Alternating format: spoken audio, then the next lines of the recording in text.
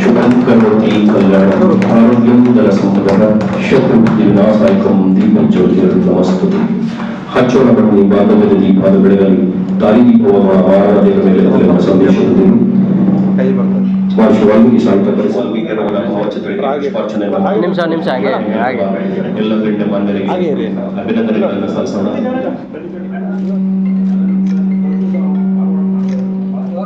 ಅಭಿಮಾನಿಗಳು ಗೌರವ ಸಮರ್ಪಣೆಯನ್ನು ಮಾಡಿ ಶುಭ ಕೋರ್ತಾ ಇದ್ದಾರೆ. ಈ ಸಾಹಿತ್ಯ ಪರಿಷತ್ತು ಇಡೀ ಕರ್ನಾಟಕ ರಾಜ್ಯದಲ್ಲೇ ಮೈಸೂರಿಂದ ಪ್ರಾರಂಭ ಆಗ್ತಾ ಇದೆ. ಇದು ವಾಲ್ಮೀಕಿ ಸಮುದಾಯದ ಅಸ್ಮಿತೆ.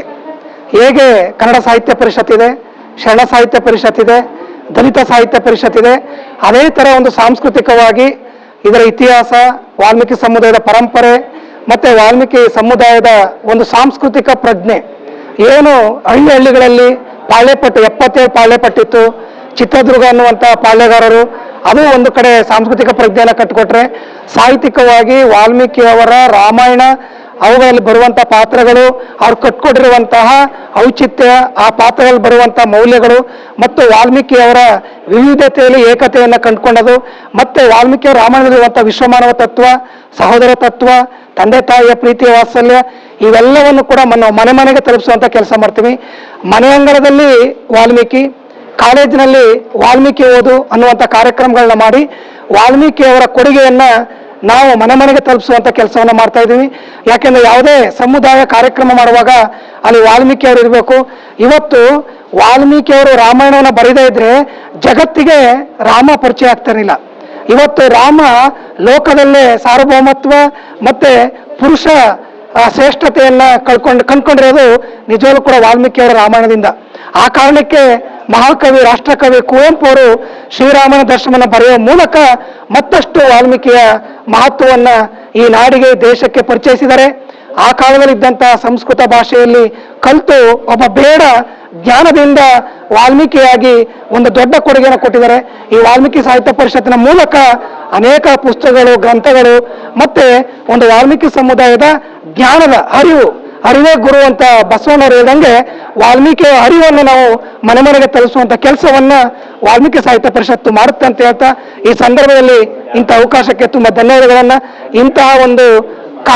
ಇಂಥ ಕಾರ್ಯಗಳಿಗೆ, ಇಂತಹ ಕಾರ್ಯಕ್ರಮಕ್ಕೆ ನಿಮ್ಮೆಲ್ಲರ ಬೆಂಬಲ ಇರಬೇಕು. ವಾಲ್ಮೀಕಿಯನ್ನ ಜಾತ್ಯತೀತ ವ್ಯಕ್ತಿಯಾಗಿ ನೋಡಬೇಕು ಅಂತ ಕೇಳ್ಕೊಂಡು ನಿಮ್ಮೆಲ್ಲರೂ ಕೂಡ ನಮಸ್ಕರಿಸಿ ನನ್ನ ಮಾತನ್ನು ಮುಗಿಸ್ತೇನೆ. ಜೈ ವಾಲ್ಮೀಕಿ. ಅದು ಪ್ರಶಾಂತ್ ನಾಯ್ಕರ ಇವತ್ತು 5 ಜನ ಬೇಡ ಸಮುದಾಯದ, ವಾಲ್ಮೀಕಿ ಸಮುದಾಯದ, ವಾಲ್ಮೀಕಿ, ಗುಹಾ, ಏಕಲವ್ಯ, ಬೇಡ್ರ ಕಣ್ಣಪ್ಪ, ಏಕಲವ್ಯ ಇವರೆಲ್ಲರನ್ನು ಕೂಡ ಕುರಿತು ಶಬರಿ, ಇವರ 5 ಜನರನ್ನ ಕುರಿತು ಇವತ್ತು ನಾವು ಒಂದು ಪುಸ್ತಕವನ್ನು ಹೊರತಂದಿದ್ದೇವೆ. ಅದು ಪ್ರಶಾಂತ್ ನಾಯ್ಕರದು. ಅದರಲ್ಲೂ ಕೂಡ ಪ್ರಜ್ಞೆ ಅಂದರೆ ಜ್ಞಾನ ಅಂತೇಳಿ ಅವರ ಬಗ್ಗೆ, ಒಬ್ಬ ಶಬರಿಯ ಮಹತ್ವ ಏನು, ಬೇಡ್ರ ಕಣ್ಣಪ್ಪನ ಮಹತ್ವ ಏನು, ಏಕಲವ್ಯರ ಮಹತ್ವ ಏನು, ವಾಲ್ಮೀಕಿಯವರ ಮಹತ್ವ ಏನು ಅನ್ನೋದನ್ನ ಆ ಕೃತಿಯಲ್ಲಿ ಕಟ್ಕೊಟ್ಟಿದ್ದೇವೆ, ಸಾಂಸ್ಕೃತಿಕವಾಗಿ ಕಟ್ಕೊಟ್ಟಿದ್ದೇವೆ. ಅದು ಇಂದಿನ ಯುವ ಪೀಳಿಗೆಗೆ ಬೇಕು. ನಾಯಕ ನಟರ ಫೋಟೋಗಳನ್ನ ಮನೇಲಿಡಬಾರ್ದು. ಮನೇಲಿರ್ಬೇಕಾದಂಥ ಫೋಟೋಗಳು ವಾಲ್ಮೀಕಿ ಅಂತ ಇರೋದು, ಬುದ್ಧನ ಅಂತ ಇರೋದು, ಬಸವಣ್ಣ ಅಂತ ಇರೋದು, ಅಂಬೇಡ್ಕರ್ ಅಂತ ಇರೋದು, ಕನಕದಾಸ ಅಂತ ಇರೋದು, ಏಕಲವ್ಯ ಅಂತ ಇರೋದು, ಮತ್ತೆ ನಮ್ಮ ಬೇಡ್ರ ಕಣ್ಣಪ್ಪ ಅಂತ ಇರೋ ಫೋಟೋಗಳು ಮನೆಯಲ್ಲಿರಬೇಕು.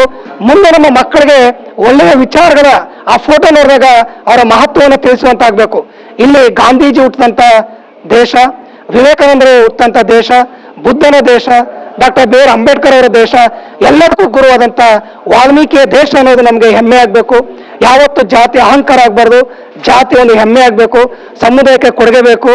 ಡಾಕ್ಟರ್ ಬಿ ಆರ್ ಅಂಬೇಡ್ಕರ್ ಅವರು ಆ ಸಮುದಾಯ ಹುಟ್ಟಿದ್ದೀನಿ, ನಾನು ಒಂದು ರಥವನ್ನು 2 ತಂದಿಸಿದ್ದೇನೆ, ದಯಮಾಡಿ ನಿಮ್ಮ ಕೈಲಾದ್ರೆ ಮುಂದೆ ತೆಗೆದುಕೊಂಡೋಗಿ ಹಿಂದಕ್ಕೆ ತಳ್ಳೋ ಕೆಲಸ ಮಾಡಬೇಡಿ ಅಂತ ಹೇಳಿದರೆ, ಇದು ಸಮುದಾಯದಲ್ಲಿ ಜಾಗೃತಿಯನ್ನು ಮೂಡಿಸುವಂಥದ್ದು, ಸಹೋದರತ್ವವನ್ನು ಮೂಡಿಸುವಂಥದ್ದು.